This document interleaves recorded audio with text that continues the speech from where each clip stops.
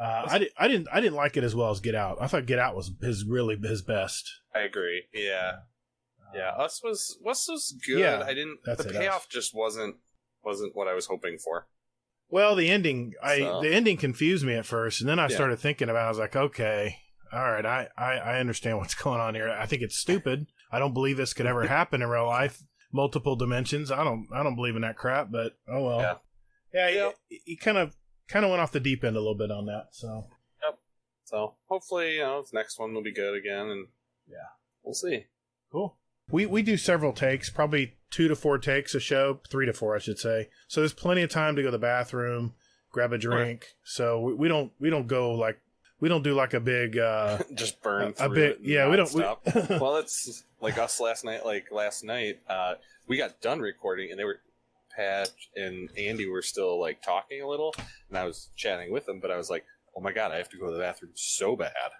And it was only like an hour. I just got up and walked off. Came back and they were still going. Well, you lose track of time when you're talking with people. I mean, that's everywhere, you know. You start getting into conversation, you start getting into their life and their stuff, and you turn around and you go, holy crap, it's 1 o'clock. Yep. Guardian down.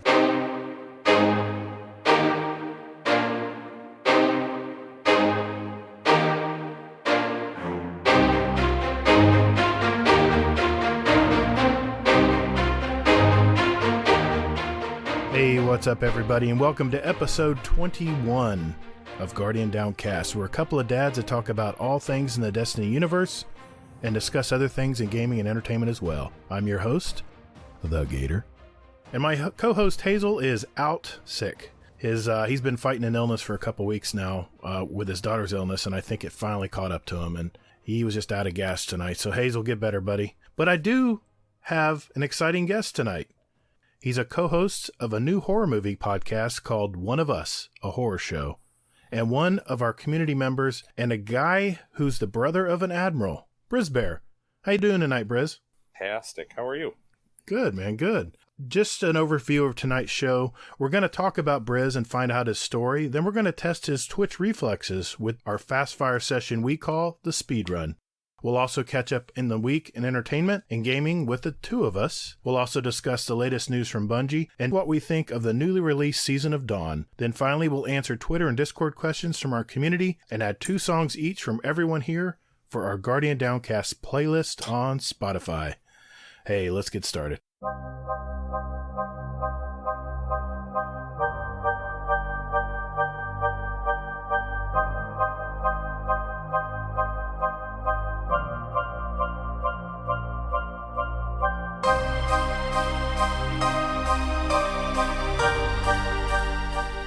All right. Hey, Briz. Thanks for coming on the show tonight, man. Hey, tell us a little bit about yourself. You know, where you live approximately. Are you married? Do you have kids? What do you do for a living? You know, all the usual stuff. Thank you for having me on. It's a pretty cool honor to be on another podcast. You know, I was on Potato Thumbs, Anti-Meta. I've got mine, so nice. I'm happy to be here. So I live in Wisconsin, near Madison. A little bit south of Madison in a town called Edgerton, otherwise known as Edgertucky. Okay. It's surrounded by farmland, okay. But not too far from Madison. I am a supervisor at a high-end appliance manufacturer in Madison called Sub-Zero and Wolf. Nice. And in customer service. So that's what I do. My family, I've got 3 boys, ages 10, 7, and 4. So that keeps me busy. Oh my God. Fortunately, they like playing Destiny a little too much, so that gets a little fun. And then I have a beautiful wife, 6 chickens, and 2 cats. 6 chickens, wow. That's awesome, dude. Mm-hmm. That is awesome. Well, hey, let me ask you this. What got you into gaming, and what's your gaming history? You were a wee little lad in the early days. Did you start out early like we did? Kind of. So you may have heard from my brother Admiral Nips when he was on the show that our aunt had a Nintendo and she would bring that over and we'd play it a lot. Our uncle also had one, and one of my first memories is of him waking me up when he was babysitting to help him open the flue on the fireplace, and then he let me play Mario. So the Nintendo is where we got our start, and that's where we started playing. Mario, Final Fantasy 1, a game called Guerrilla Wars, which was like an isometric shooter. And then from there wasn't much in between that and PlayStation 1. Then we got a PlayStation 1, and from there it was WWF SmackDown, my favorite game of all time, second favorite game of all time, Vagrant Story, which I actually posted in the Discord about today because somebody posted an article on it. I saw that. And then from there, PlayStation 2. We had a PlayStation 2 at our apartment when I lived with Admiral Nips, but then I got an Xbox. We played that. Then we stopped living together. I still had my PlayStation 2, but I wanted to play Gears of War really bad. That first trailer for it with that song Mad World, yes, where he's running through the street and that's playing, that hooked me on Xbox. Yes. I never looked back. So I got a 360 with Gears of War, Assassin's Creed 1, and Call of Duty Modern Warfare. Nice. And I started playing Call of Duty Modern Warfare, and I had Admiral Nips over, and I was like, you got to play this. This is so cool. And then he's played it, and within a week he went and bought an Xbox, bought that, and then ever since then it's history. Yeah, he's an Xbox guy through and through now. Yeah. Yep. Well, that's awesome, man. Well, hey, what got you into Destiny? What was, or maybe it's a favorite moment also you might want to share with us? Destiny, I worked at Best Buy for 7 years as a supervisor in customer service, and a bunch of the people there played Halo. They were like really big Halo guys. One guy recently participated in like a Halo tournament still. Oh, wow. And Bungie from Halo was coming out with this game. And they were like, oh, Bungie's making a new game. It's so cool. And I didn't get it right away at launch. I got it within the first week, but not the first day. Because they were like, oh, it's great. And Admiral Nips got it right away. And he's like, hey, you should get this. It's fun to play and we can play together. So I was like, all right, fine, I'll get it. Because at that time we were Call of Duty people. Right. So I got it. We started playing, and it was super fun. We started playing with our other buddy. He mentioned Jeep Recon, and we started just grinding it out. And people I worked with, we eventually ran the raids with them to get going, and then obviously Admiral Nips found Tush, and then it kind of ballooned up from there and is where it is today. Are you in the Tush clan too? Yes. Okay. I joined the Tush clan way back in the day at the 100.io. I'm not active on the 100.io anymore, but I'm still part of the Tush clan on Xbox. They haven't kicked me out because I think I continue to play and contribute. Good. I hear you. And I've got a number of those guys on my friends list, and I've been playing Destiny ever since. And I sometimes break away like halfway through the Rise of Iron expansion. I kind of just dropped off and stopped playing until D2 was about to come out. Right. Which was good. I got through some other games, but really Destiny in the last year and a half has been all consuming. I still have Assassin's Creed Odyssey in the wrapper, and I really love the Assassin's Creed games. Hey, don't tell Easy that. Well, I'm going to play it. It's just I need to kind of get to a lull in content in Destiny. Good luck. Destiny-itis. Yeah, and you asked about a favorite moment, and when I think about Destiny, the thing that comes to mind is Admiral Nips and I would always just run, I don't know, everything. And the last array mission we would run all the time. Whenever it was like the daily heroic, we're like, we got to do this, because at the near the end of it, when it's waves of guys coming at you, the music starts to swell as the array is going up. It gives me goosebumps thinking about it. That was my favorite mission of all time. Oh, that was one of the first stories in Destiny 1. The array? You could redo it as like a daily heroic. Yeah, that was a great one. Yeah, and that was just, that sticks with me, and every mission, if it gets near that, I'm like, this is great. It's crazy. Destiny has that sweet spot of combination of music, gameplay, handling, your weapon handling, everything. It just seems to be all perfectly in place. And I don't know about you, but I even just bought the latest Modern Warfare, and I'm like, it's okay, but it's not Destiny. I bought the Call of Duty, the World War II one, and I got like halfway through it, and it's just like, it's the Destiny and other stuff. Well, once Forsaken came out, I mean, I knew I wasn't going to be playing anything else for a while, because they had the Triumph system. There was so much built into the game just to keep you trying to complete stuff. Wouldn't you agree? I was an achievement whore before Destiny, playing games, trying to get achievements, and I still kind of am. Right. Microsoft Rewards helps with that because every like third week they have a challenge on the Xbox to get 3 achievements in a game. Mm-hmm. So I go back to like one of my kids' Lego games and get one or get nice. 3. Nice. But yeah, Destiny, the triumphs are almost as good as achievements for me. So that keeps me going. Like this past week, I was before Season of Dawn, so like Monday night, my wife went to bed early, so I jumped on. Nobody was really on, so I just went and started like grinding like lost ghosts for those triumphs and lore that I was missing. Yep. Did you do calcified fragments on the Dreadnought? I did. I don't know if I got all of those. Okay. That was a chore. It was a chore, man. I actually had to revert to YouTube and figure out where you got for those once you got them all? Was it Touch of Malice or? Yeah, it was part of the. I think it was part of the quest to get it. I got Touch of Malice, so. No, you had to get. I know what it was. You had to get. I think let's just say there were 40 of them. You had to get like 37 or 38 of them or something. You had to get a majority of them though, and I remember because I was big into raiding in Destiny 1, and we raided, we do 3 raids in one Tuesday reset, knock them all out, we were hardcore. My group I used to play with, we were hardcore about it. And if you didn't have the touch of... My kids were a lot younger and D1, and they would wake up while I was playing. So many a night's raiding, I would be holding a child in my arms, rocking them back to sleep. That's so awesome, dude.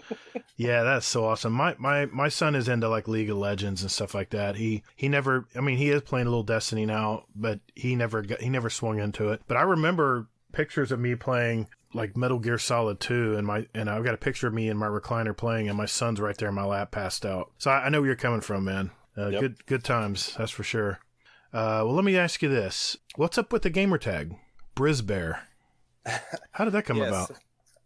That's a fun little story. So in everything before Xbox Live, I would just name my character Brizzle because it was, the early 2000s and everything was, faux shizzle and stuff like that. So it's just like, I'm Brizzle because my name is Bryce. Okay. It made sense. Gotcha. But then when I got to Xbox, it was like, that gamer tag is taken. So I was like, okay, what should I do? And I was like, well, my best friend and my brother always make fun of me for being super hairy, like I'm wearing a sweater in the pool, so I'll go with Brizzbear. Oh, very nice, man. That's awesome. So it's stuck. Nobody else has that, so I got that. Yeah, I got that on Twitter. I got that in Discord. I got that on Xbox. Wow, that's cool when you can get them all to match up like that. It's hard to do these days. So many inventive people out there, that's for sure. Well, hey, tell me something about this new podcast you guys are doing. You're one of 3 hosts?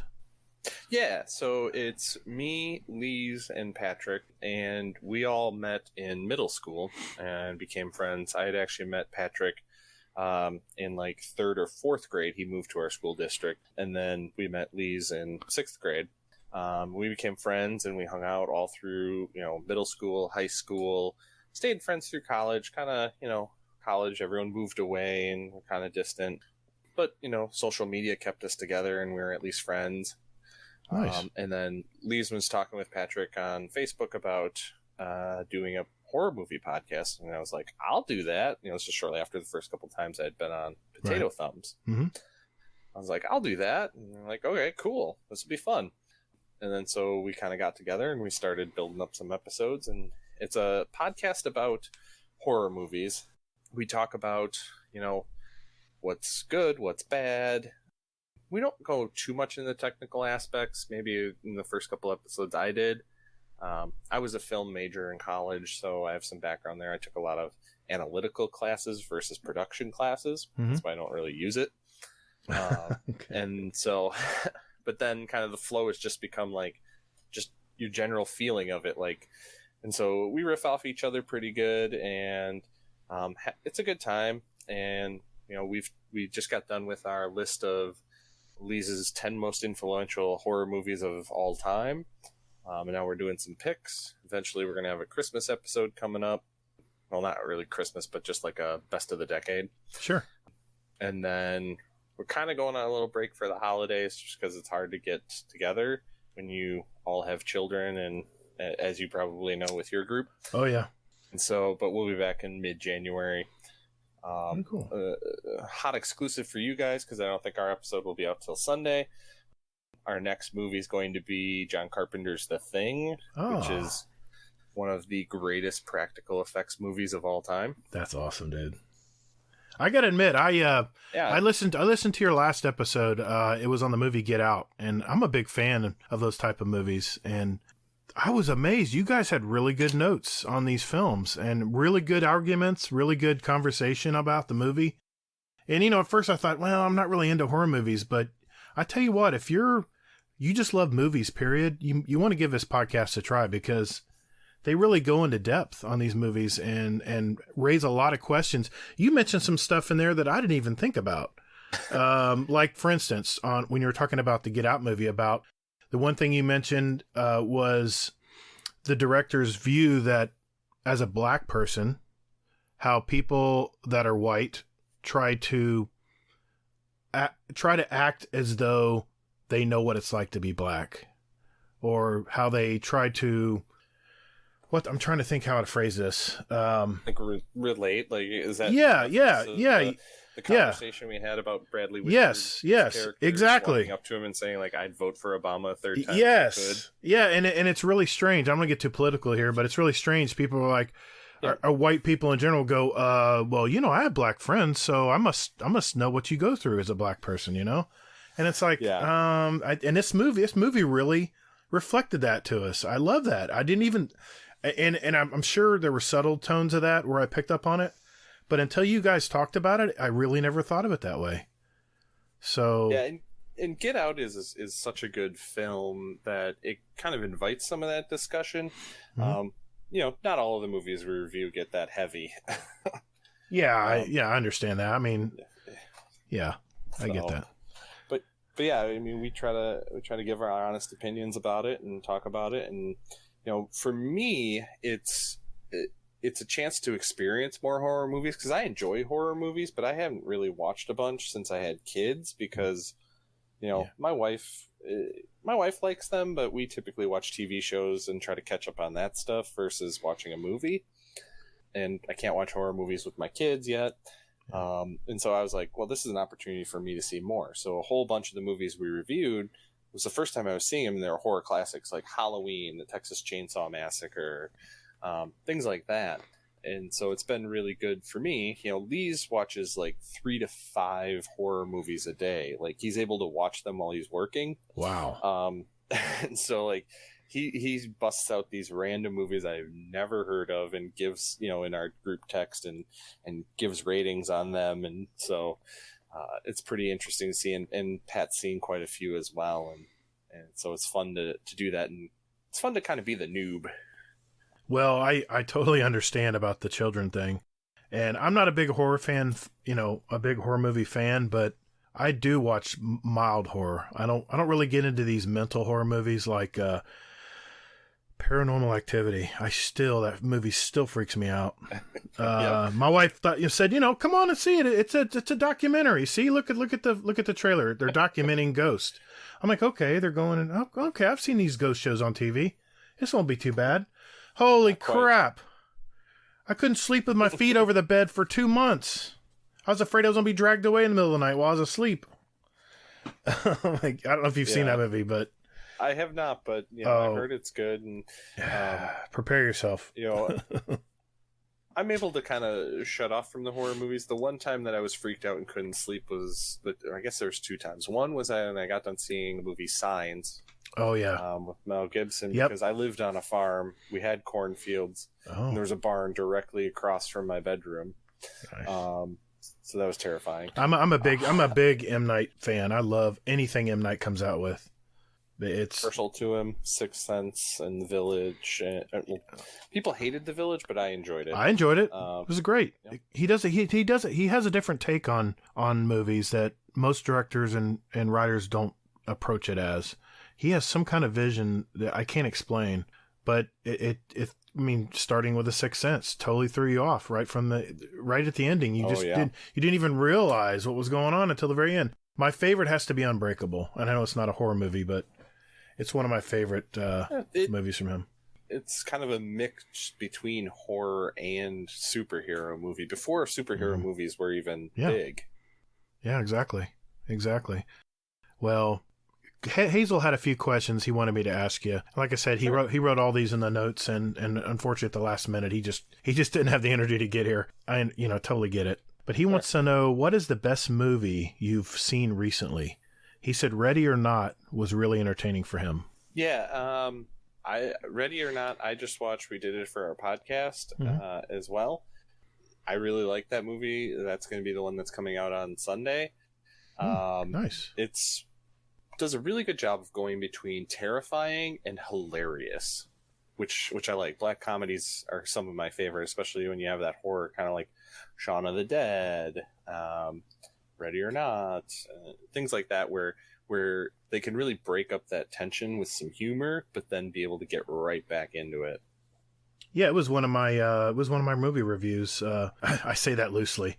I tell people whether they should go see it or not from my standpoint, and we'll find out here soon. I'll mention what movie I watched this last week. But does that answer the question? Is that the best movie you've seen recently, or is there another one? Well, I just watched. So I haven't really watched any movies other than the movies we've been watching for the podcast lately, because when I have free time, I typically play Destiny. So, I mean, before that, it was Get Out. So sure. Get Out is fantastic. Yeah, probably, one of the best movies of the last decade. So, okay.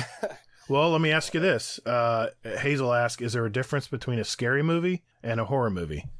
To me, not really, but horror and terror are kind of different.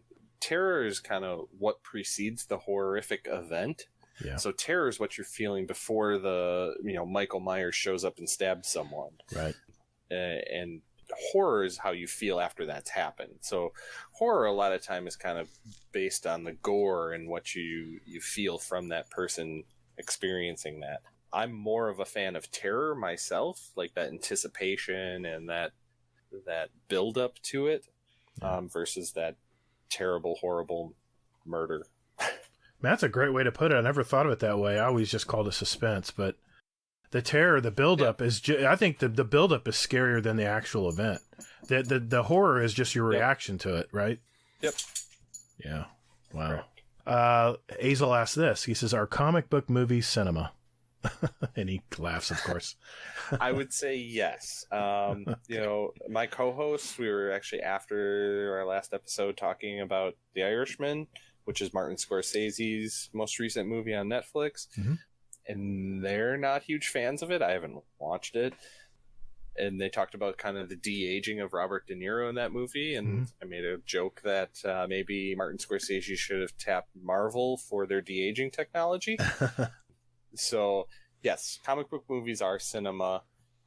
They have some cool shots in them. They use all of the hallmarks of cinema. They might not be like highbrow cinema or cinema verte, but they're still cinema and they're good. Yeah, I agree. I agree. They have a full story and you follow what's going on. There's a plot. And granted, the plots are usually pretty predictable, but no, I agree. It's still cinema. Yeah, absolutely. But, you even look at some of the older ones, like The Dark Knight. That is cinema to a core. Absolutely. That is like I disagree with what he said, but each their own, and movies are movies, right? Exactly. Well, let me ask you this: what is it like to be the brother of an admiral? In other words, what was life like with good old Admiral Nips? He liked to try wrestling moves on me.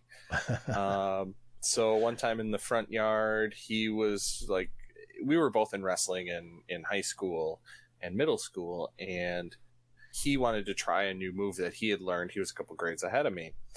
He wanted to try it on me. He didn't tell me what was going to happen, and so he just did it, and it just cranked my neck so hard, and I was, crying and hurt. And another time, he went off real wrestling to professional wrestling and just hit me with a Stone Cold Stunner in the middle of a field. Oh, my God. Bruised my sternum. Oh, jeez.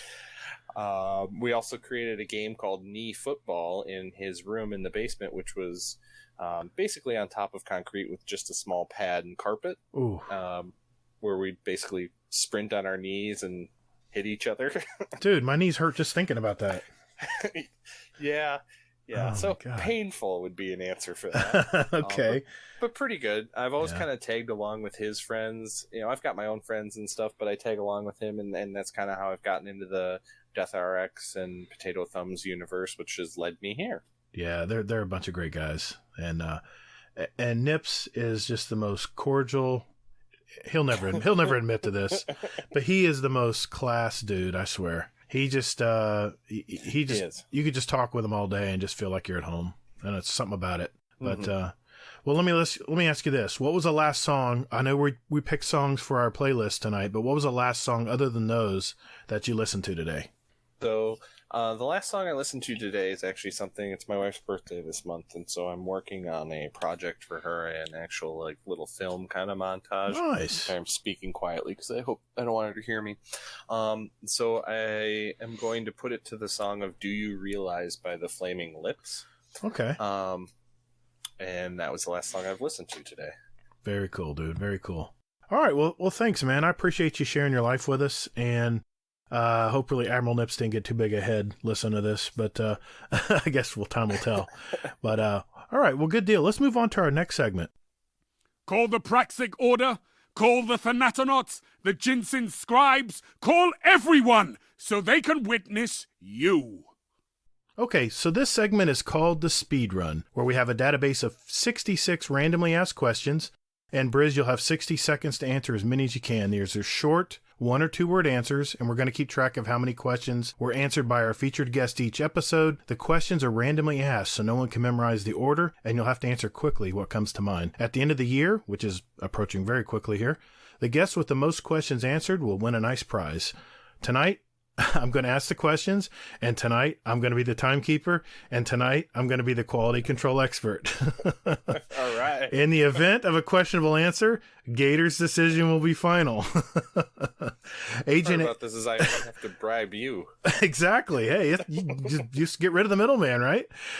Agent H is the current leader at 20 questions answered. So let me get set up here, make sure everything's good. I will start the clock as soon as you answer the first question. So, you ready, Briz? I'm ready. All right, let's do it. 3, 2, 1. Name your favorite Destiny enemy race, Fallen, Vex, or Cabal. Fallen. Okay.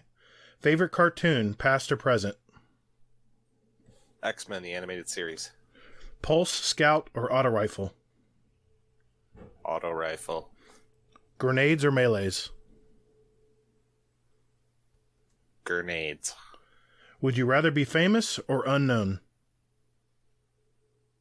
Unknown. Would you live in a cave or in a treehouse?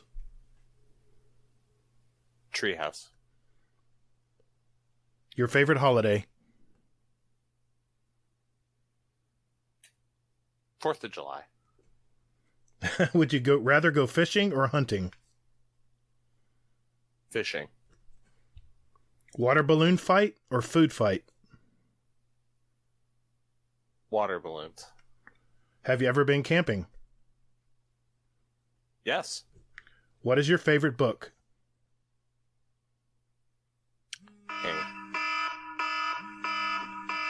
What's your final answer? The Stand by Stephen King. I'm going to give you that because the alarm interrupted your answer. So, well, as long as I can get the question out, then you have a chance to answer it. So, awesome, man. Nice. Well, you have a total of 11, and I'll double check this, of course, when I go back and edit everything really well. I appreciate you hanging in there, man. It's tough when I've never had to do this all by myself before. So it's like I have 3 different hands going at once. So, hey, Briz, thanks for giving that a go, man. That was a lot of fun. Just a side note, I just wanted to let everybody know that we have planned to add more questions to the speedrun next year in 2020. We're now at 66 randomly asked questions, but I think we'll be adding at least 20 more in the next calendar year. We just added a special channel to our Discord labeled Speedrun Question Ideas, so soon we'll be gathering info from all of you and possibly adding those questions in the next year's speedrun. So if we use them, we'll give you a shout out on the show and give you credit for it. And thank you very much, everybody who's been putting those questions that they thought of into that channel. I think our goal, now that I think about it, we're going to try to get an even 100 question in questions in for 2020. So thanks again for all the super input, guys, and keep it up. Until the end of the year, we're going to keep taking submissions, and we'll just see how it goes. All right. Well, let's move on.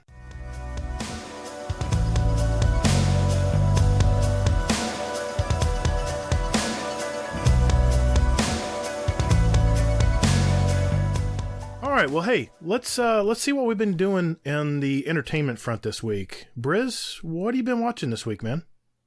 In the past week, I've watched a fair amount of TV shows.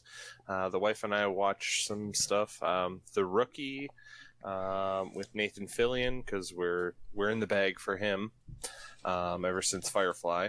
And The Marvelous Miss Maisel premiered season 3 on Amazon Prime this week. How'd you like that? Did you like that? I've watched this first 2 seasons. I haven't watched season 3 yet, but what do you think? It's good so far. We're only 2 episodes in. Okay. The Marvelous Miss Maisel is how I view soup. I never want it, but when I eat it, it's good and I enjoy it. That's a nice analogy. So, my wife really loves it, and so when we watch it, I'm like, ugh, fine, I'll watch it, and then I'm laughing halfway through the episode, and they've got really good jokes. It's a really good show. Tony Shalhoub should win every Emmy ever. Yes. And so that's the main thing we've been watching. We watched an episode of The Rookie. A couple other shows we watched that are on hiatus right now are This Is Us, The Good Place, and Stumptown. But they're all on hiatus for the season until January. Yeah, that's right. They usually restart out the episodes right after the crazy holiday season's over. Yeah, yes. I've been keeping up with that too. It's a great show. It's just a great show about family. Kind of brings things back to ground zero. Realizing what it's life really, what's like to have family and everything you go through. Anything else? Is that it for this week? That's it for what I've been watching. As far as playing games, it's been Destiny, especially with Season of Dawn dropping this week. Okay. I did play for about an hour just to get my 3 achievements for Microsoft Rewards again, to give them another plug. Marvel Lego Avengers, because that was the game I thought I could get the achievements the quickest in, because my kids play that and they don't really farm achievements, and sure enough I got it pretty quickly. Very cool, very cool. Well, it's been for me, this week's been kind of crazy. The holidays are always crazy, I guess, and in order to take time off, I'm self-employed, I have to get more work done, so I just have to go crazy and just get everybody taken care of before the holidays. So it's been limited on going out this week, other than to shop, which I can't stand. But this week I saw one movie, and it was called Honey Boy. This is somewhat of a biopic, I guess you could say, of the life of Shia LaBeouf. Is that it? Shia LaBeouf? Damn it. How do you say? However you want to say it will work. Oh my God. Shia LaBeouf? Oh my gosh. Shia LaBeouf. That's what I'm going to say. And it's basically as a kid, how he was raised, and it partly explains his crazy life as an actor. It received on Rotten Tomatoes a certified fresh score of 93% from the critics and 92% from the audience, and it was a good film. It was very touching, very down-to-earth, very bare-bones type of movie. It was kind of sad because it shows a lot of abuse he got as a kid from his dad, not to spoil too much here. But there was a lot of really bright parts of the movie as well, a lot of bright, shining moments. And if you've ever wondered what's going through that guy's head all the time as an actor, you watch this movie and it's kind of his homage to maybe to explain his crazy life. And I thought it was really good. It was really good. The people he meets along the way, it's kind of neat to see what kind of people were around him and what he had to grow up around. Obviously his difficult childhood with all the sadness, but like I said, it had a really good positive note as well in it. So I give it a solid B. My TV time has also been limited as well with all the Christmas shopping, but I did manage to watch the new Mike Birbiglia comedy album or special on Netflix, and it was very good. I think it's one of his best so far, and he's got at least 3 on there, I think. I also watched The Movies That Made Us on Netflix as well. This was the episode on the movie Die Hard, which I'm a big fan of. And it talks about all the it talks about all the behind the scenes and how it almost wasn't, and all the trials and tribulations, I guess you could say. And then finally I watched on HBO, it's not TV, it's HBO, was The Watchmen, and boy, is this this show going a direction I never knew it would. I'm not going to give any spoilers out there, but this is a captivating show. And, HBO does that. So I actually watched the first episode of Watchmen on this past Saturday. Nice. What'd you think? I enjoyed it. I've kind of been following along, so I knew a little bit of what was happening because I wasn't sure I was going to get around to seeing it because my wife doesn't want to watch it. But I was out in our garage running on our elliptical, and I put it on and was able to get through it. And I really like it. The creator of the show, Damon Lindelof, I think his name is, his previous show on HBO, The Leftovers, is probably my favorite show of the last decade. And I second that. That movie had me thinking for months.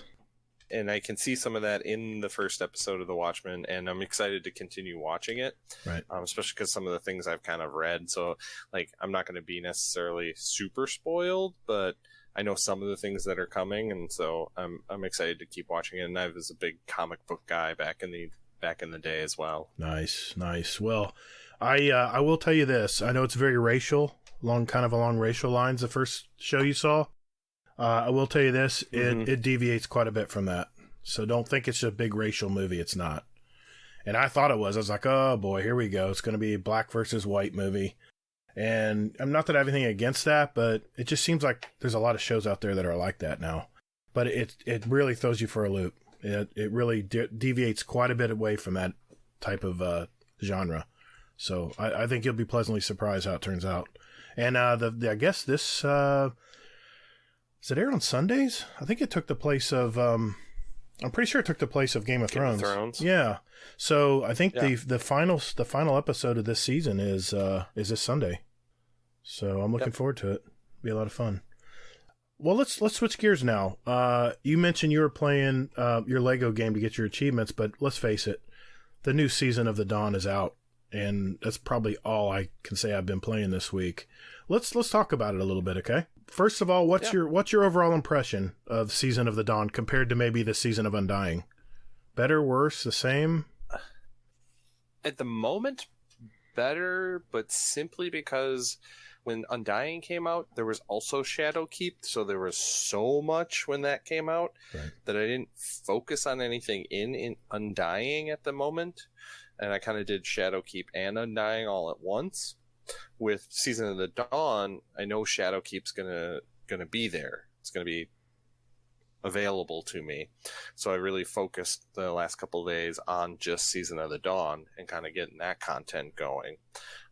And so I kind of like that, knowing to focus on that versus the other thing. Yeah, I have to agree.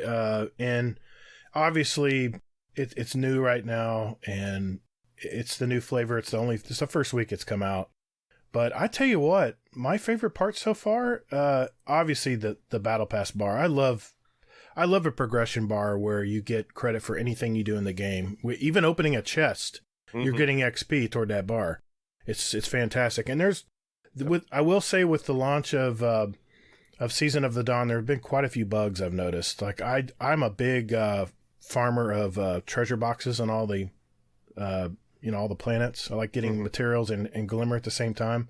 And I'll kind of do a little bit of everything at the same time. I'll run bounties. I'll do this and that. I'm noticing on EDZ and Nessus, at least so far, I'm not getting any materials when I open up a chest. So that's kind of annoying. But Bungie's already acknowledged that there's a bunch of stuff they're gathering up that people are having problems with already. So that in I think it was the TWAB today, they mentioned some of that. Yep. And I was playing, speaking of bugs, and the bugs don't necessarily bother me, especially this early in the season. Yeah. But I was playing Strikes the first day it launched, and I had that new scout rifle that you get with the Battle Pass, the Symmetry. Right. And you're supposed to hold down the for our Xbox, it's the X button. The reload button, right. Square on PlayStation, I think. And you hold that down and it switches modes, essentially. And I got a stack of 15 on it in this Strike, and I would hold down the button and it would do it, but then it wouldn't actually change how the gun fired at all. Really? Yeah. This is on Xbox? Oh, yeah. Like, I have this full stack and I can't even use it. Oh. Strike. I play mainly on Steam now. I play a little bit on PS4 when my buddies are on to play Crucible, but I'm almost exclusively Steam now, and I haven't had any issues with it. It's been pretty good. It's pretty nice when you build up those stacks and then you change into the arc, I guess the single arc bolts that you send out. They're pretty deadly too. But I do notice the damage fall off is pretty significant. So if you're close by and you're running into people firing this thing, it's much more effective than, say, you're trying to hit a big Centurion at the top of a hill. It's not as effective. I mean, I'm like, well, I might as well just switch over to Scout Rifle. I was doing more damage with it that way. So keep that in mind when you use this Scout Rifle. Yeah. Using it up close like a fusion rifle works really well. But what do you think of the new subclasses? The new subclasses have come out. I guess it's been the season of Solar. Well, I was running Strikes and it was Void Burn, so I didn't actually even put on a Solar class yet. Okay. I did get killed a few times in Crucible last night by the new throwing knife, and once by that new Warlock melee that shoots out the spirals. Oh yeah. But other than that, I haven't really been exposed to it too much. When I was playing, one of the guys I was playing with, I think it was Poncho Nuggets, was running Dawnblade. And like 2 times he popped his super, he got like 1 kill off, and then immediately got sniped or arbalist because everyone was running around with arbalist. Oh man! Well, I tell you what, it's called Celestial Fire when you spit out the 3 explosive solar energy blast on the Warlock attunement. That thing is, I love it. It's better. I think it's honestly, it's better at range even. So. Like, for instance, using the when you're doing Nova Warp and you're trying to use that one grenade, the Nova, what do you call it? Why the hell am I? The handheld one? Yes, the handheld supernova. My mind is mush right now. I don't know why. But Celestial Fire is much better in my opinion. I mean, close range, it's not really made for close range. The handheld supernova is more for close range. Think of a handheld supernova that actually has mid-range, and that's how I can best describe that new solar melee that the Warlocks have. That sounds good. Do you play any other characters? Do you play a hunter or Titan, or? I let my kids play those because they're kind of in a mode right now where if I play like on a Saturday morning with my brother for a little bit, they'll be like, "Can I play? Can I play?" So I let my oldest son, do a Titan, and he actually got to design the character, and it kind of looks like him. Cool. And then my youngest son, I just let play on my hunter to kind of progress them slowly up because they're pretty terrible. But they like to play it, and kind of it's the progression. So, it's cool to let them get in there, and it's cool to kind of get those characters up. So if I want to ever jump onto them, they're not completely at the bottom. That's good. It's good having some little farmers for you. That's awesome. They use your mats. So the first time I let my eldest son with my character, like I went and did the dishes. I'm like, here, play. And he went to the tower and he went to like Test Everest and bought a bunch of emotes with all my bright dust. I had like 4,000 bright dust, and I came back and it was gone. Jesus. I was like, okay. Too bad you can't lock that. Oh my gosh. No. It sucks, man. Oh wow. Yep. Well, I gotta say we were going back to what our favorite thing of the Season of the Dawn was. I love these obelisks. This is just like a mini little area where on each planet. Well, right now, I guess for week 1, it's just Tangled Shore and Mars. And I've got to admit, though, the one thing I did not like, RNG Grader mentioned something about an obelisk on Mars. I'm like, I didn't even know there was an obelisk on Mars. How did you find that? He goes, well, just go back to Osiris, and he'll give you the thing. There was nothing in the quest line or anything that told me to go back and talk to him again. So I was a little frustrated by that. Yeah, you agree? That on Kotaku today, Kotaku.com, they said that some stuff's kind of glitched and you have to go back to Osiris and just keep like talking to him to get that to pop. So I think that's another bug they're running into. Okay, then I'm not alone then, because I was a little frustrated with that. I mean, I got them both open, and that's been my job all week, is just trying to get those ranked up so I can get those cool weapons. What do you think? Do you like the obelisk? Have you been able to mess with that much? I do. unlocked Tinkle Shore, and I just unlocked Mars last night. I got the Breachlight sidearm from Tangled Shore from the Sundial, and I enjoy that. I ran those strikes I was talking about with that, working on that Mm-hmm. for the ritual weapon, because that's a sidearm this year, or this season. Right.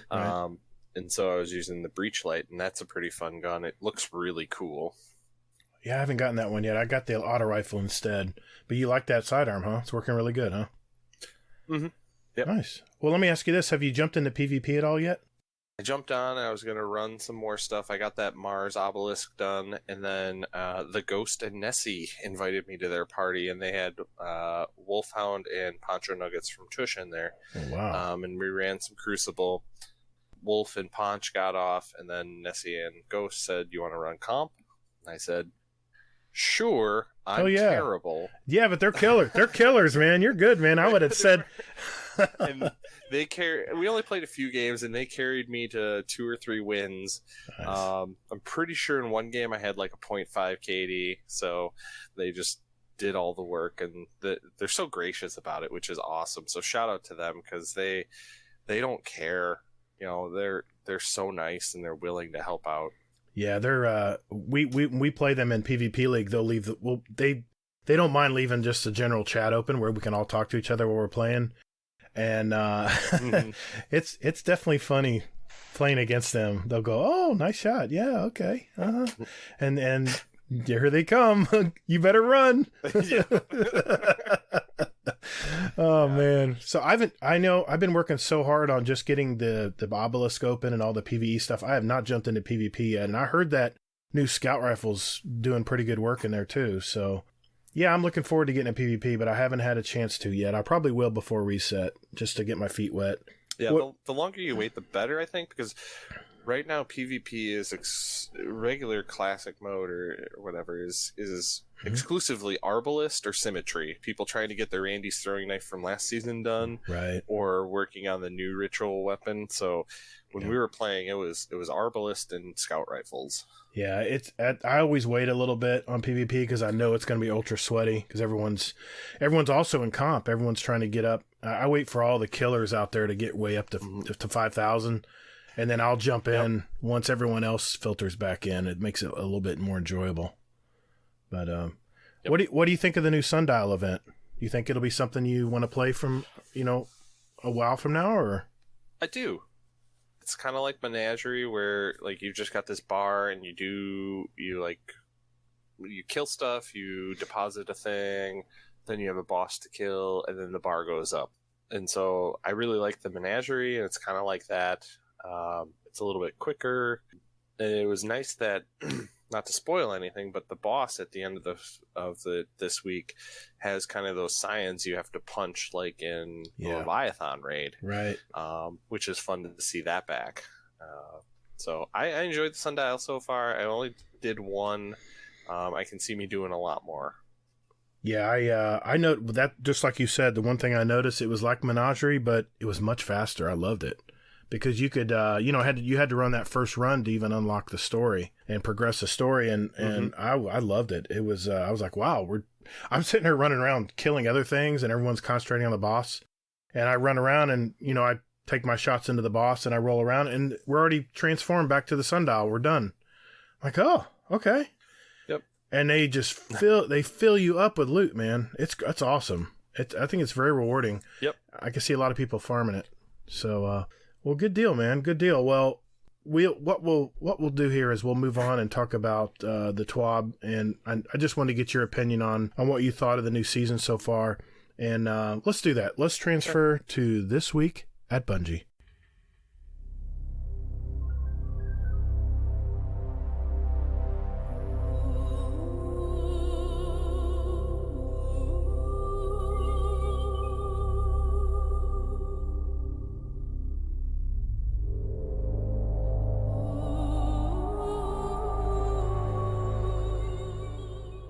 All right, let's talk about This Week at Bungie. Hazel, what do you got?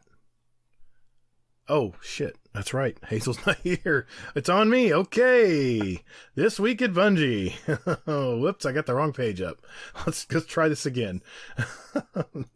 It's been a pretty light this week at Bungie. I'm just gonna give everybody an overview of it. You know, they've talked about how the new season is upon us, and they talk about the obelisk, how they are on Mars and Tangled Shore this week, and how they will be adding 2 more destinations next week, and that will be the EDZ and Nessus, and we'll also have a new boss to fight in the Sundial next week. We're just talking about the boss we fought this week. I'm curious to see what there is next week. Let's see, the boss will be called, I'm looking at the calendar here, the Season 9 calendar. There's a lot of stuff coming up next week, Briz. We got a new boss coming to the Sky Piercer, Ozlect. I guess how you say it, Ozlect? Sounds good. We'll be, looks like we'll be finishing up the story, or going to the next part of the story where we save a legend. I think we all know who that's going to be. I mentioned that the Nessus and EDZ obelisk are going to come. But more importantly, hey, Briz, it's time to make cookies, man. The Dawning's back next week.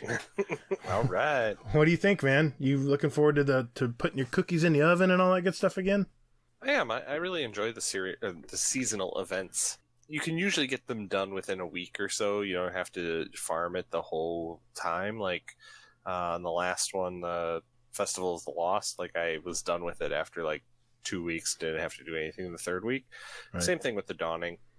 And it's pretty easy. It's a good way to get extra rewards and extra loot. So I think it's worthwhile. You know what? Of all the little extra events they've had, the Halloween one included, this is the one I have the most fun with, because what's nice about making cookies and stuff is you can farm, obviously Glimmer, but you can farm enhancement cores, and everybody knows I do my gunsmith bounties every day. So it's all about those enhancement cores. Mm-hmm. You can also get bright dust. They're saying you can get bright dust from a lot of these things you make in the oven.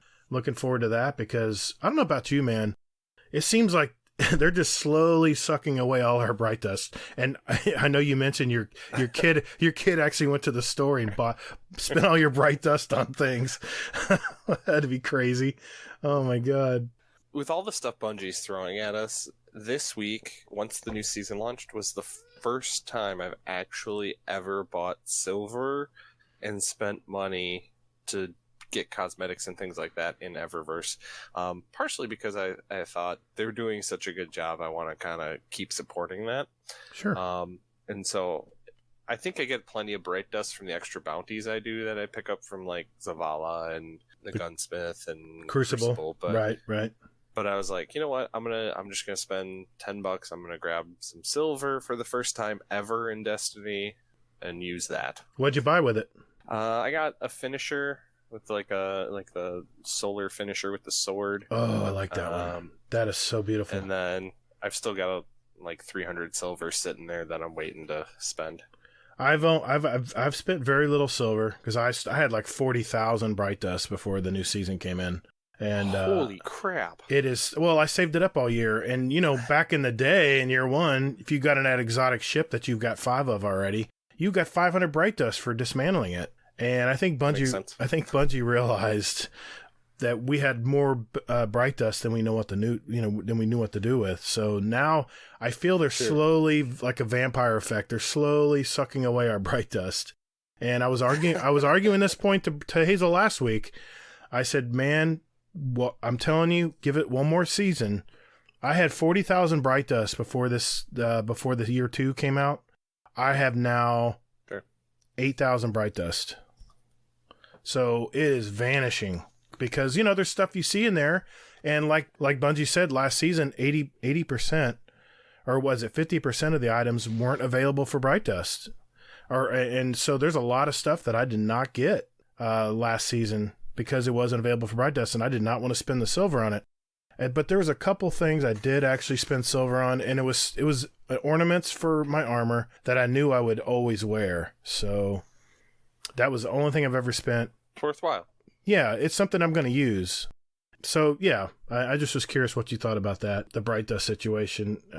I'm telling you, give it a season when everybody's bright dust is long gone, and we have to start buying all this cool stuff in the store. I think people are going to be a little bit more vocal about it. I don't know. That's my opinion. I think there may be some people that are willing to pay for that, and I think that it helps fund what they're doing, and what they're doing for the last 2 seasons has been, to me, really good, and not allowed me to play any other games because they've still got me hooked. I gotta agree, man. I mean, yeah, I'm kind of mixed. I'm of two opinions when it comes to microtransactions on a game that isn't free. But now that they've offered it free to a lot of players as well, then I kind of understand why they're incorporating more gear that's only available for silver. I'm not happy about it, but I understand because my son's he's a free-to-play player, what they call new light player, and he doesn't have the money to drop $20 for a set of armor. There's no way. So I guess I understand where they're coming from there, and I'll just leave it at that. But I did want to mention they are going to offer 2 weapons in the new Dawning event. The first one is called the Cold Front. It looks a lot like a hockey submachine gun. It looks like it looks a little bit like a reskin. But I'm curious what perks it has with it, what perks are offered on it. So I guess time will tell on that and how much range it has. I know I used a lot of the Antiope on year 1. That thing I use that in trials so much, and it just mowed people down. And the second weapon. Never played Trials? You've never played Trials? Never. Oh, dude, you're missing out. It's just like comp. It's just like comp, but you get tokens, and yes, it's going to be sweaty because the matchmaking's totally different. I don't know how they're gonna. I know they're coming out with Trials soon. I just don't know when exactly. But I will tell you this: the matchmaking is based more on how many wins you have, what streak you're on, and because of that. It's much more widespread who you're going to be up against, and it's much more of a game of chance. Just like Trials was in year 1, so and in Destiny 1. So, I don't know. We'll have to see, I guess. This is what I was happy to hear, though. Yeah. You remember the machine gun, the Avalanche, on the last year's Season of Dawn, or a Dawning event? I know I have a free-to-play character that does not have that machine gun, and I like it because it's solar. And they are bringing that back this year. So, if you did not get the Avalanche last year, and you're kind of new to the game, jump in here because the Avalanche is going to be available to earn as well. So that is going to be a lot of fun. And I'm looking at some of the different roles too. Yeah, different roles. So if you got 2 Avalanches last year and you ran out of time, couldn't really farm it, and you got some okay rolls, but you want to try to get some better rolls, now's the time. Next week. For it looks like almost a whole month. So I'm looking at also, Briz, I'm looking at all the available stuff they have here. They literally have a polar bear as a sparrow. Do you see this? Yeah. This is nuts. The Golden Compass. Yeah, it kind of does, doesn't it? Now that you mentioned it. Holy crap. Yeah, and there's another sparrow. I don't even know what it looks like. It's just sleek as hell. I love the ghost. They have 3 different ghosts that look really good. And I got to admit, the armor looks pretty good. What do you think? I like gold, so I'm partial to that. To me, the ghosts were kind of the coolest. Like, there's the snow globe one. That neat. one was really cool to me. And then, obviously, the polar bear sparrow. The armor I was looking at, and I think it could be cool. Some of the pieces, maybe I'll try to incorporate into what I have. But, it's kind of what you want to wear and what you care about. Right. I did also want to mention that they mentioned to us that if you did not, say you were, in the Season of Undying, maybe you ran out of time to claim everything on your season bar, they actually have it where you can go back and claim stuff that you didn't click off the box. Say you were at level 80 and you busted butt. At the last minute you got to 100, but you forgot to go back and claim it all. You'll be able to claim it. So there's a steps they list here to go through to do that. So if you did not claim everything on your first season, battle pass, season bar, progression bar, whatever you want to call it, go to Bungie.net. And I think it's Bungie.net/7/EN/season/previous season. And then you select your platform and character, and they'll take you from there. Not to get too drawn into it here. But you can go back and claim it if you did not. They have some, they do mention there was a lot of bugs. They were talking about all the bugs that they have here. They also mentioned also that if you're a free-to-play player, a new light player, that you'll need to complete the one thing where you escape the Cosmodrome to unlock the tower, and you'll need to achieve at least 770 power to be able to participate in the Dawning. So keep that in mind if you're a new free-to-play player. And let's see, anything else you see here, Briz, we need to talk about? They talk about the rest of it was changes to the subclasses. Yeah, they were talking about that where the people were stacking the Dynamo mod and they were getting their super like really, really quick. And they've disabled the Dynamo mod. At least they've disabled stacking it, I guess. I may be wrong. It may be I mean, I tried to get it the other day and it looked like it was available. So maybe they just don't let you stack it. I haven't tested this out, so I'm not sure. And they talk about all the one known issue that I have to mention, Briz, I'm on PC, is every time I reopen my game, it goes back to like 4K settings. My frame cap's enabled. It's on full screen, and my video card, which isn't used to all this, is going, whoa, what the hell's going on here? I can only give you 30 frames, bud, if that. And I'm like, okay. So you got to go back and reset all these settings every time you turn on the game, and that's very annoying. I think Mtashed even tweeted that he couldn't even stream because he had to close his stream. In order not to close the stream, he had to reset the game, and it kept there's something where I guess he couldn't do two things at once. So he was just frustrated. I totally understand where he's coming from. Let's see. There's a couple, like a Sunbreaker Titan bundle that they've temporarily removed because it was not being discounted for players who already own some of the ornament pieces. Just little bitty game bugs that we're really not used to getting, are we, in Destiny? This is kind of new. This is the first season. This is the first season I've even encountered bugs in a game. That's how great Destiny is with their pre-testing. You agree, or? And like I was talking about earlier, that issue I had with the symmetry in a strike was honestly the first bug I've run into on Xbox in a long time. I don't even know the last time I actually ran into a bug.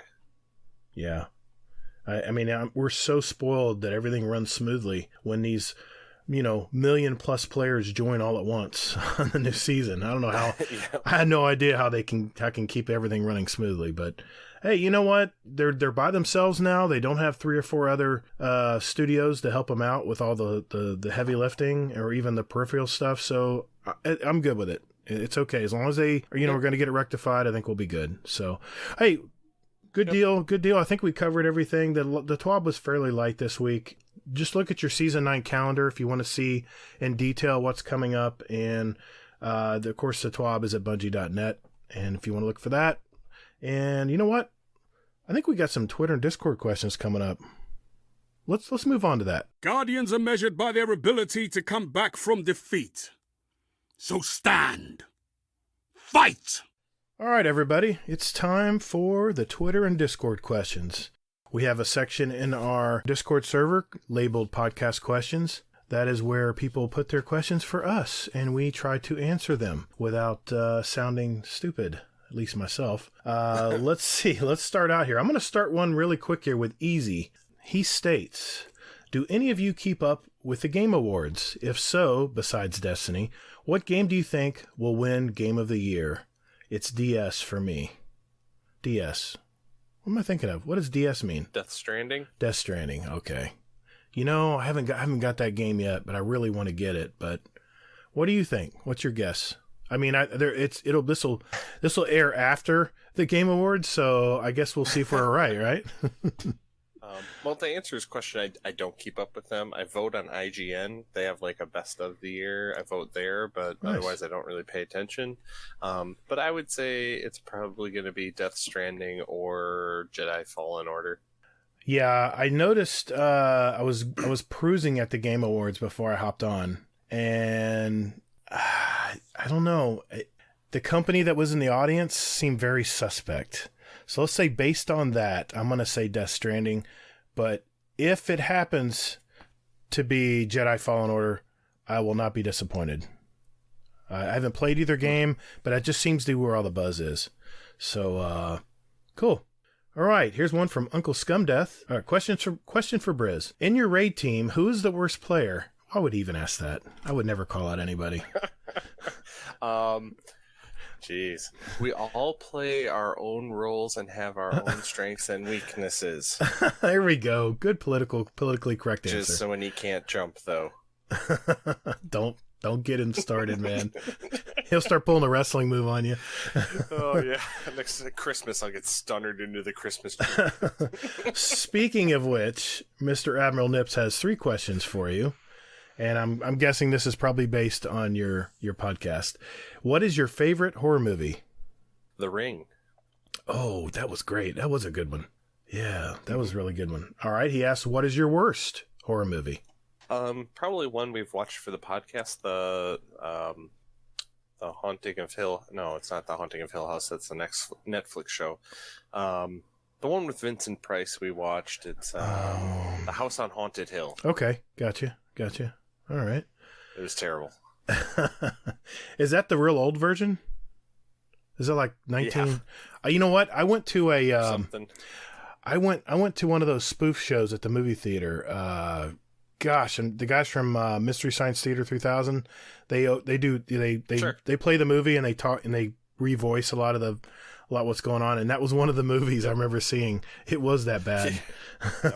Jeez. Yep. And oh boy, the graphics were great. Jeez. I'm thinking about that movie now. Best horror movie you've watched? I think you answered that, didn't you? What? The Ring? I mean, if you mean it's best technically and stuff, I'd probably have to go with Psycho. Yeah. Pretty classic movie there. Yeah. Yeah. Very good. Okay, this one's addressed to me. This is from Uncle Scumdath. It is question for Gator. Did you wear a helmet on your motorcycle? I know that in the USA you don't have to. Well, Uncle Scumdath, in Florida, you are not required to wear a helmet.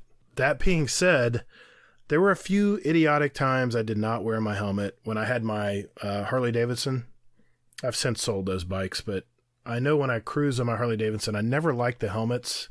Those cruising helmets were so dorky looking, and there'd be times when I would cruise without a helmet, just the wind in my face. Of course, I had a Harley Davidson that had a nice full windscreen on it, so I didn't have to worry about bugs and stuff.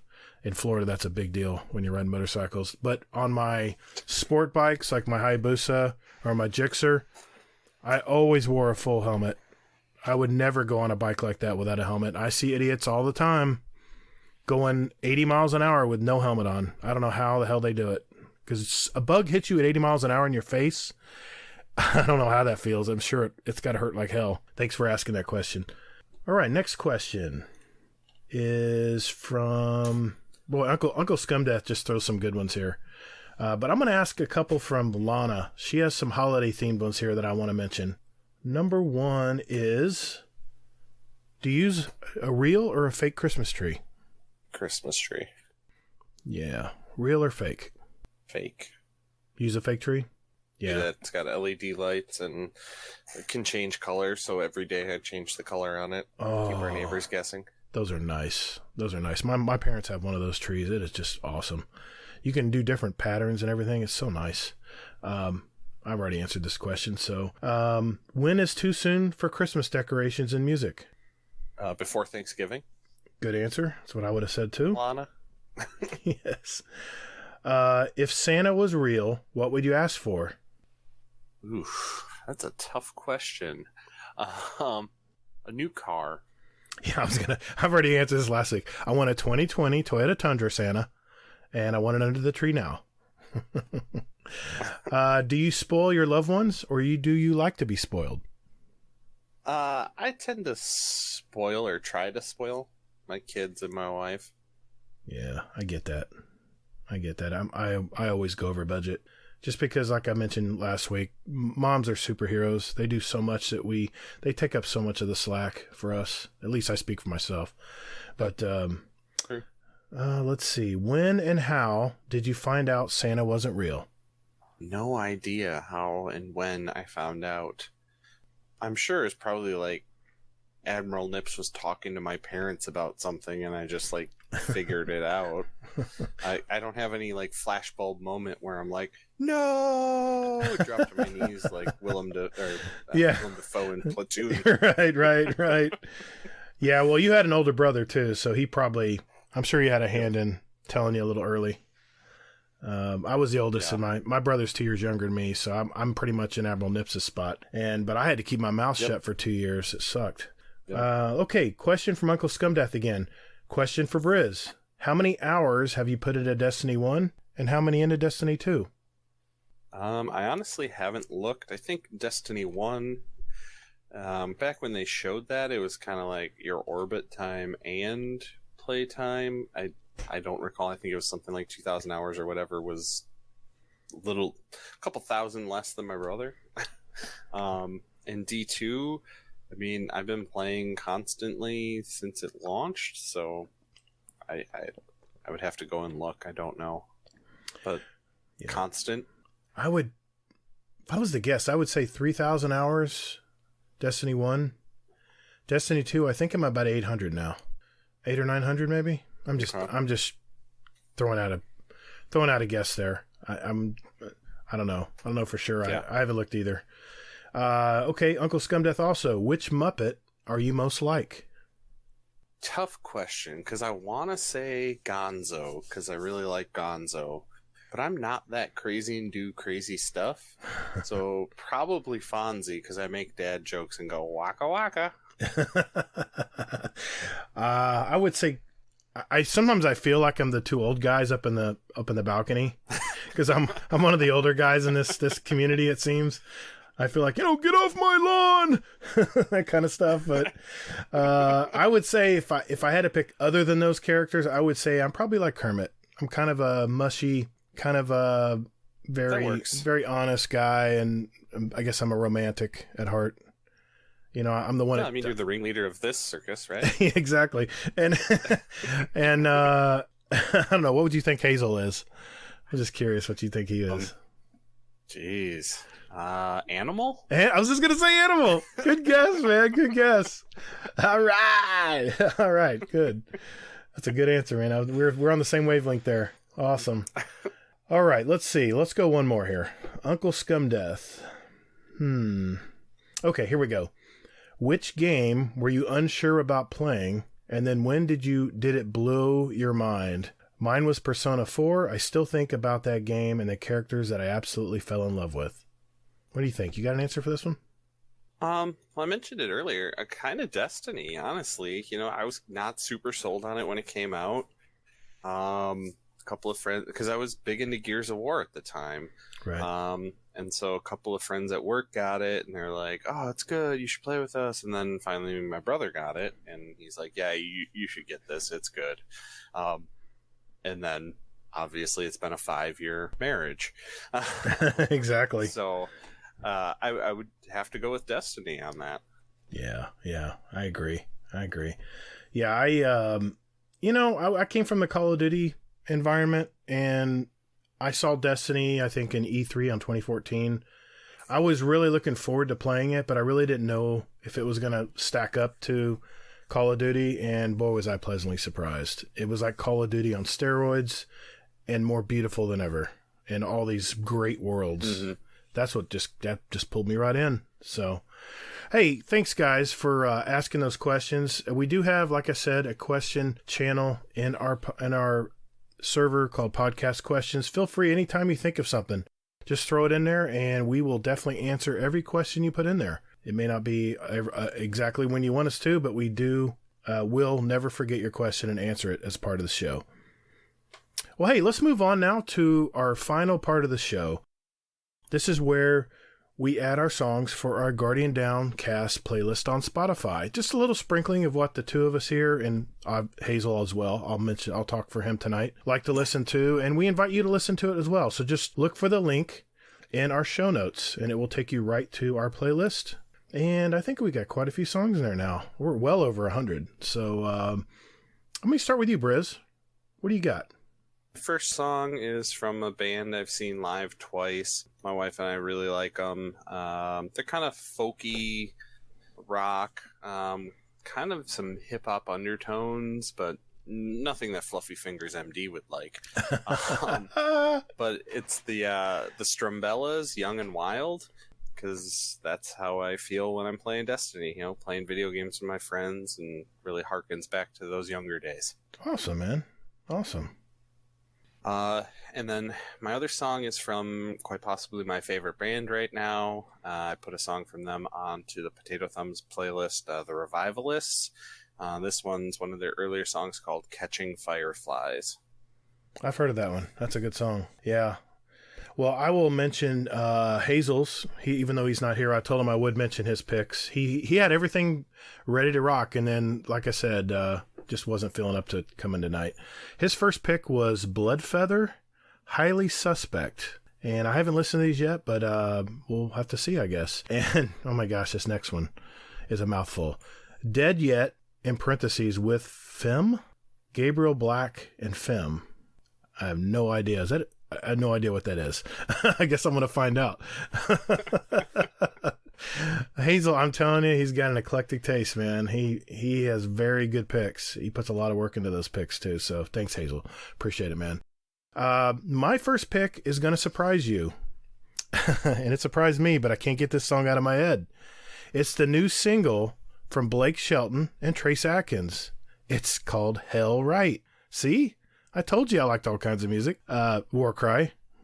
He'll appreciate that pick. And once you listen to it, I know I'm not a big country music listener, but I can't get this damn song out of my head. It's really a well put together song. My second pick is more my usual taste. It's from the 2009 album Monuments and Melodies. It's Incubus with Pantomime, one of my favorite songs. 2009, I had a lot going on. I was growing my business and stuff, and this song just kept me going, man, through the day and those hot summer days in Florida. So brings back a lot of great memories. And I also want to add a bonus pick tonight. Hey, we make the rules up here, right? So what the hell? Because he's such a great supporter of the podcast, and I just now started listening to his group. This is from the album Damned and Endless Night. It's our buddy Uncle Scumdeath's band, War Crab. And the song I picked is off his new album. It's called Halo of Flies. It's not really my usual listen, but man, it's a really good song, and it's got a wicked guitar solo in it. So give it a listen. I put it in there tonight, and it's not like anything else it's definitely off the beaten path. But I think you guys will like it. Give it a listen or two. It really grows on you. So, well, hey, ladies and gentlemen, I think we did it. I think we got a show here. I did want to mention one iTunes review that we got from Natural Born Potato. And he or she says, entertaining and informative. Now I know where to get all my Destiny news. 5 stars. Thanks, and keep up those great iTunes reviews, guys. And we may actually pick yours and read them out on the show. So a big thanks. Myself and Hazel, we love doing this show, and we really are really excited about the 2020 year coming up. We've already got a lineup. We've already got guests stacking up as we speak for January. So we're really excited. So, hey, I think we got it, guys. I think we got episode 21 in a can here. So, hey, Briz, why don't you give us your deets, man, and about your podcasts and everything? Where can people find you, man? First of all, thank you for having me on. It was a blast. Oh, thank you, man. You can find me everywhere. It's just Brizzbear, 2 Z's, BRIZZBEAR. And then the podcast I'm on is called One of Us, period. A horror show. You can find it on all of the podcast platforms, I believe. We typically release on Sundays. We didn't this past Sunday. New episodes coming out this Sunday, and we're taking a short break to get through the holidays. And then we should be back with some more, including, spoiler alert, The Thing. Very nice, man. Very nice. I can't wait to listen to it. You got me hooked now. You guys have really good conversations on that show, so I cannot wait. Hey, guys, you can contact me via the Twitter at Todd the Gator. You can also find me on my YouTube channel, Steam, and PS4 as Gator, all caps, GATR, and don't forget the underscores in between. And also Gator space GDC on Xbox. I've recently been uploading some vids to the channel on usually Crucible on PC using a PS4 controller. So if that's something you might want to be interested in watching, and I might actually put some Cyberpunk in here this spring. I'm really looking forward to that game. I'll post a link in the show notes also if you're interested.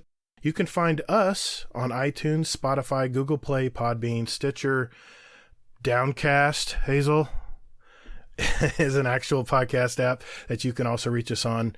Anywhere where you get your podcasts, you can find us there.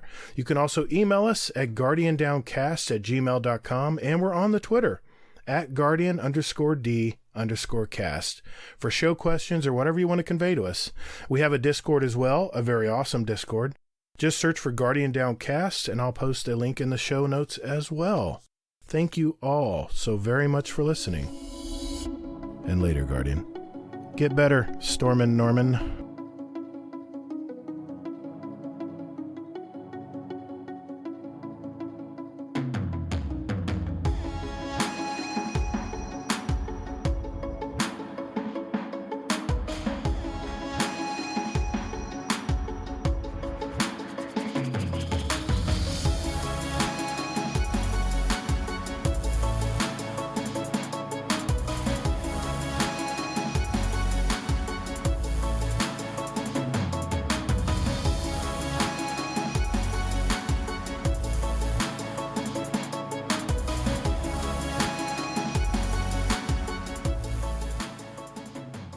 Dude, your brother is very competitive. He reminds me of myself. Mm-hmm. He is, I'm the same way in Crucible. I'm like, I'm calling bullshit.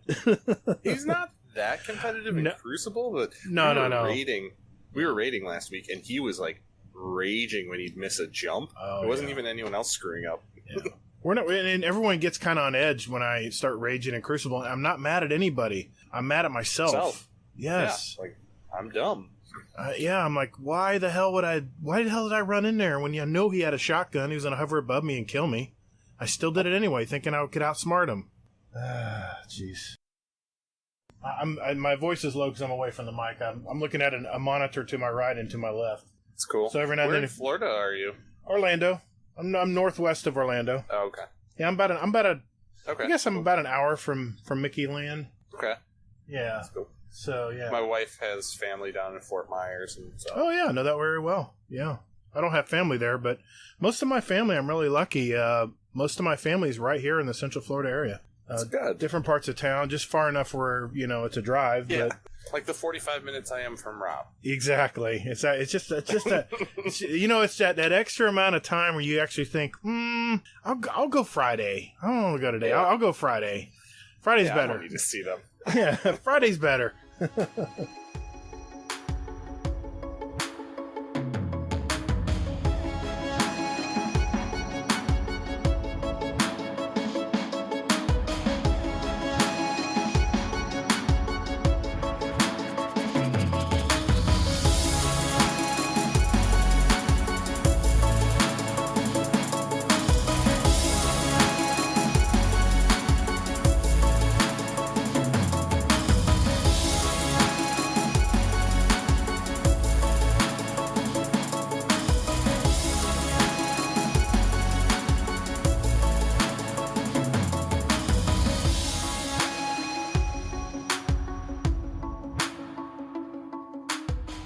Oh man, we get to talk shit about Hazel tonight. What am I going to do with a Titan? They're damn near useless.